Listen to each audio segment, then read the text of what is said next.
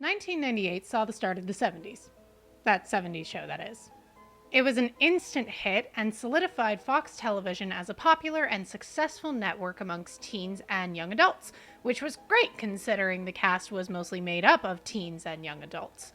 Laura Prepon, who played Donna, and Topher Grace, who played Eric, have both talked at length about how they had only been cast in high school plays prior to landing their first professional roles in the pilot episode of That 70s Show.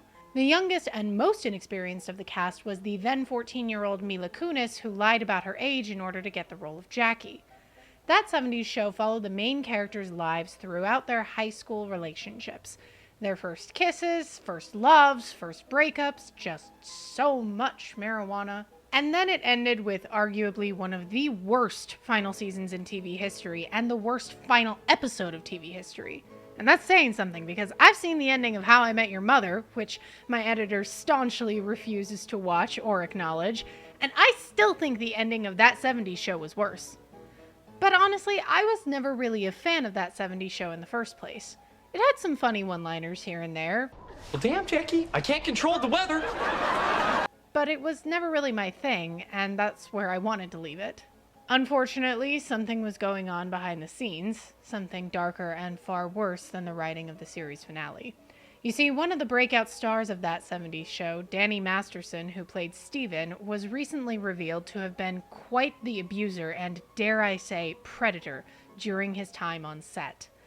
With 5 people accusing him of doing absolutely heinous things and him being found guilty of 2 of them, you would expect that people who run literal foundations speaking up for survivors would speak out against him. But that's not what happened. Before we get into the video, a couple of things. 1, be sure to like and subscribe to the channel because apparently 68% of you viewers are not subscribed. Rachel. Come on, Rachel, I see you watching. Subscribe, damn it!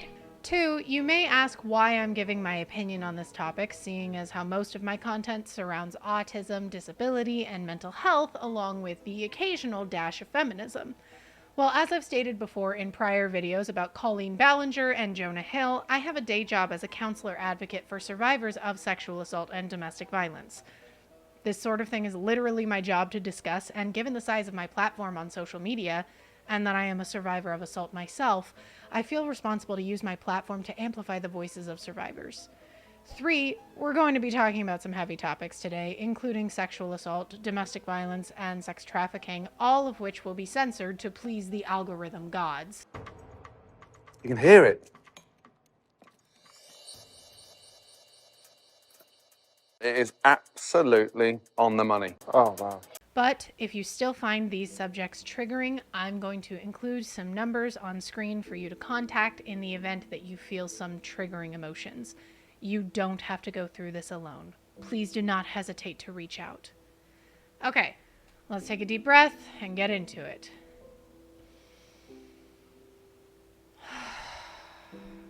In 2017, during the height of the hashtag #MeToo movement, Danny Masterson was one of many celebrities accused of sexual assault and sexual misconduct. As a result, he was fired from the show The Ranch, and in 2020 we saw the start of the court proceedings from 3 of the 5 people he was accused of harming. Of the 3 victims for which charges were filed, all of them shared similar stories.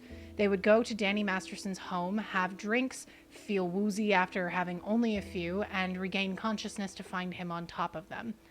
At the time, all 3 were members of the Church of Scientology, along with Masterson himself, and all 3 instances were reported to the church. Unfortunately, as with all cults, when you speak out against a high member of the Church of Scientology, it's recommended that you keep silent or risk losing everything. 2 of the women who came forward stated that the church told them what happened to them was not actually sexual assault, and that if they were to report the incidents to the police, they would be ostracized by the church. One victim even stated that she saw members of the church outside her window after she initially reported the incident.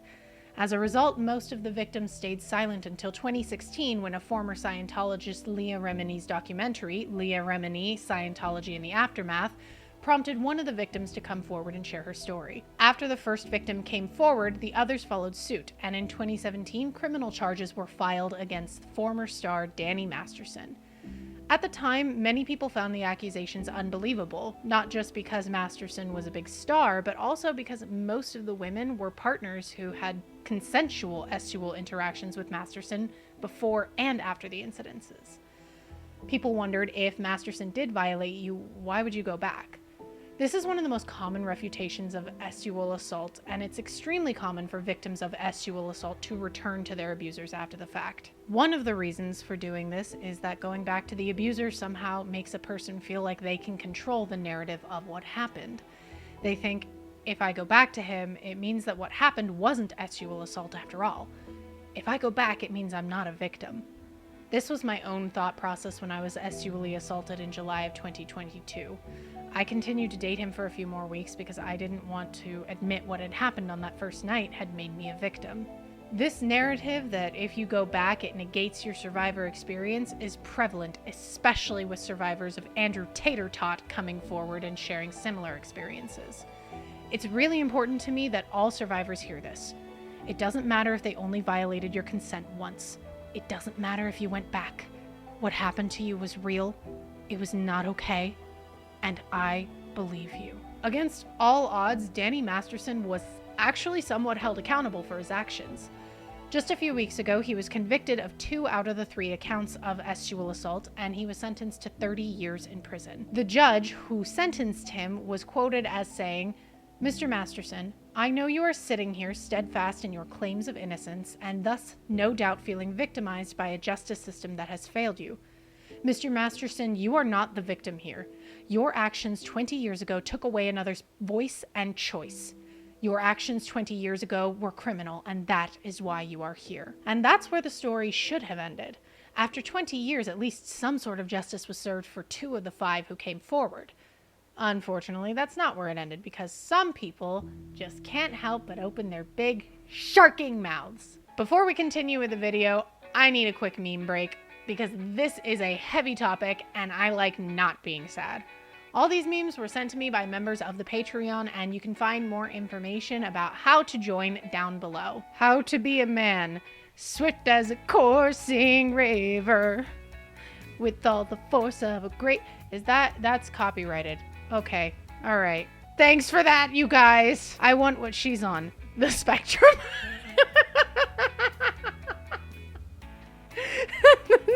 That's literally me. Oh, I've never identified more with anyone than I just did with the woman who walked in the grocery store in front of me, shook her head, and said, "I can't be making these kinds of decisions today."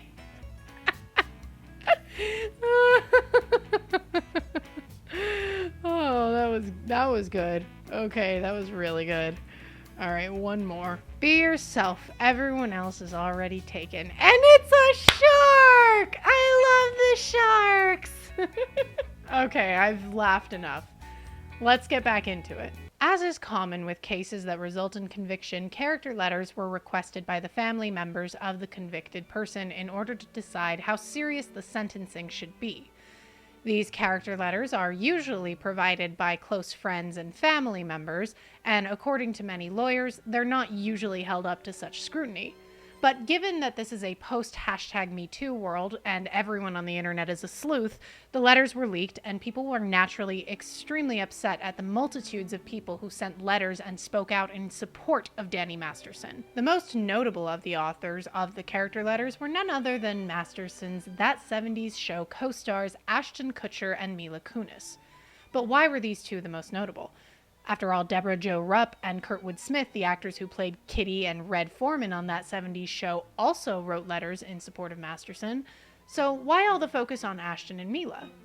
Well, you see, in 2009, Ashton Kutcher and Demi Moore watched a documentary about trafficking in Cambodia, and like many documentaries, this brought to light an issue about which Ashton and Demi were previously uneducated.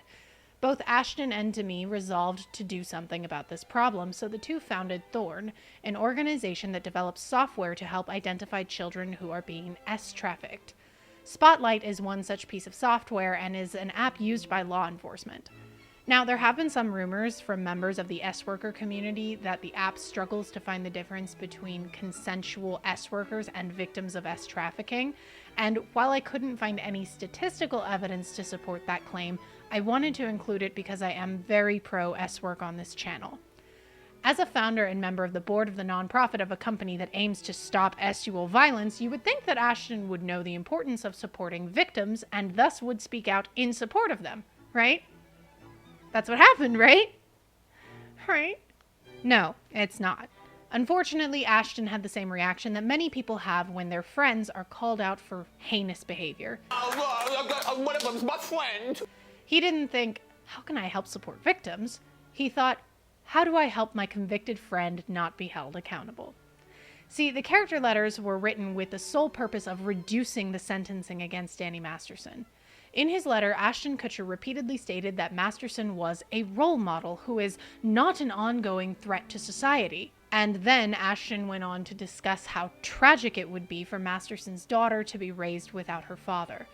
Ashton wrote in his letter to the judge how Masterson's influence is responsible for keeping Ashton away from the world of S and drugs in Hollywood. We'll revisit this later. Ashton's current wife, Mila, who's also on the board of the organization Thorn, also joined the letter writing in support of Masterson. She referred to him as an exceptional older brother figure, a comment that honestly raises some red flags for me, given the two dated for 5 months back in 2002. But again, more on that later. After Ashton and Mila received backlash over their letters, they released an apology that was just really not it. Let's get into why their apology was, to put it lightly, just sharking stupid. The letters were not written to question the legitimacy of the judicial system or the validity of the jury's ruling. But they were. Let's go back to that one statement in Ashton's letter that I mentioned before. I attribute not falling into the typical Hollywood life of drugs directly to Danny. Anytime that we were to meet someone or interact with someone who was on drugs or did drugs, he made it clear that that wasn't a good person to be friends with. At first glance, this may seem like someone just talking about how their friend was a positive influence in their life. However, given the fact that Masterson was accused of repeatedly drugging the women he S-ually assaulted, and that Ashton's letter also stated that Masterson never lied to him once in 25 years, the implications are that Masterson never lied and doesn't like drugs, so therefore the victims must be lying. You can't say that you weren't trying to undermine the judicial system while still implying that the judicial system was somehow wrong.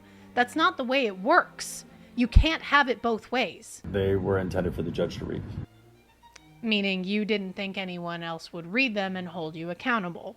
And not to undermine the testimony of the victims or re-traumatize them in any way. We would never want to do that. And we're sorry if that has taken place. One of the worst ways to apologize for anything is saying, I'm sorry if this was the impact. It is the impact. There is no ifs. The impact you had was harmful and it re-traumatized many victims. The phrasing Ashton used is a subtle way in which people separate themselves from their actions as a means of avoiding accountability. When they say, I'm sorry if I hurt you, that means that in their minds they can still live in a universe where maybe they didn't actually hurt someone. But Ashton, you did hurt someone. In fact, not only did you hurt the movement that you've put so much effort into, but you've also hurt someone with whom you were once friends. After the character letters were made public, one of the victims, Chrissy Carnell Bixler, took to Instagram stories to spill all the tea about the time she spent with Ashton and the other cast members during her relationship with Danny Masterson. She pointed out that she was listening to an infamous phone call between Ashton and Masterson on the night of February 21st, 2001, the night that Ashley Ellerin was unalived by the serial unaliver, the Hollywood Ripper, and when Ashton came to Ashley's apartment afterwards for a date that they had planned. When called as a witness at the trial, Ashton stated that he arrived at Chrissy's apartment, knocked, found that no one was home, looked through the window, and saw what he thought was red wine staining the carpet. Many people are speculating that Chrissy is implying that Ashton failed to report a murder after coming across a crime scene, and instead he called Danny Masterson. Whether that is or isn't what happened is not what I am focused on, as that particular case would require far more research and understanding than I am currently capable of at this moment. However, I do want to talk about this because I think it brings up the reason as to why Ashton would speak out in support of Masterson. After all, if Masterson is the person you call when you're, according to Ashton's own words, freaking out because your date was murdered on the night that you were supposed to pick her up, that brings up a certain feeling of loyalty that many men talk about. The bro code. The idea that when your buddy helps you hide the body, you have to help him no matter what. And that is just such toxic masculinity bullshark. When your friend does something despicable, if you're a real friend, you hold them accountable. If not, you're not a friend. You're a yes man. Not that it shocks me that Ashton might hold so much toxic masculinity still, considering the resurfacing of a lot of uncomfortable videos from his past. And she's one of the girls that we're all waiting for to turn 18, along with the Olsen twins. And the reason I'm doing this is not because I think increase is good, but because Josh told me Mila would sit on my lap if I did. And before you bring me the, it was a different time, things were different then, it was still wrong. It was wrong then and it's wrong now. Ashton has had over 10 years of working with childhood sexual assault survivors to learn and 10 years to speak about why what he said was wrong. But instead, he stayed silent. Chrissy's Instagram stories then continued on to discuss Mila, stating, "Dear Mila, I pray you begin to process what you had experienced as a child on that set. Your old interviews are very telling." This is possibly in reference to past interviews where Mila discussed how Masterson and Ashton would make bets about Ashton sticking his tongue in Mila's mouth for her first kiss. Or it could be in reference to videos where Masterson said that Mila was hotter when she was 14, which is a really weird thing to say, especially considering the two dated in 2002. I was a 14-year-old little girl, and I was extremely scared for my life. Sure. And he was very nice about it. He was like, "Oh, don't worry." So I was like, okay. Then Danny goes and goes, "Dude, I'll give you $10 if you French kiss her." What would he stick your tongue in my mouth or some? What? No. But this brings up something that I really want to touch on. I know I focused on Ashton a lot in this video, and with good reason, considering the amount of advocacy work he's claimed over the last decade to be very passionate about, but I don't want to downplay the effects of Mila's words. There's this belief that women almost always support women, and while that is true in some cases, like the fact that women are more likely to provide bystander intervention than men, we rarely talk about the reasons why women don't support other women.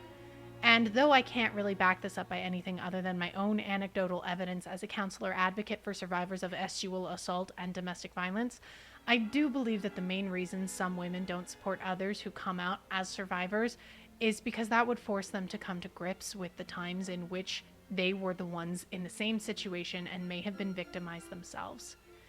During my training for crisis counseling, one of the hardest things for most advocates was learning about the different kinds of sexual assault and domestic violence that they themselves had experienced without realizing it.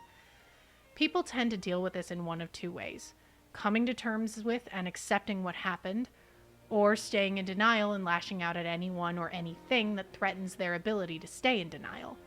As a survivor who has done both in the past, I agree with Chrissy, and I do genuinely hope that Mila processes some of the things that happened on that set. I also genuinely hope that we place better laws to support child actors so that this doesn't happen anymore, because even one experience of sexual harassment is too many, especially for a child. During the week that Ashton Kutcher and Mila Kunis received the backlash over their character letters, their even worse apology, and their subsequent resignation from Thorne, another person received similar backlash for a similar situation. On Howie Mandel's podcast, he asked JoJo Siwa how she felt about her friendship with Colleen Ballinger, a YouTuber who's been accused of grooming multiple childhood fans of hers. More on that here. And JoJo's response was, "What do you say about that? I've known Colleen for since I was 12. You kind of met her when you were young? I was 12 when I met her. And she's always been nothing but kind to me. Her family, nothing but kind to me. And I think that right there is the biggest thing that is missed by all the people who have spoken out in support of abusers. Sometimes terrible people can be nice to you while abusing others. Just because someone is capable of great kindness doesn't mean they're incapable of causing others great harm.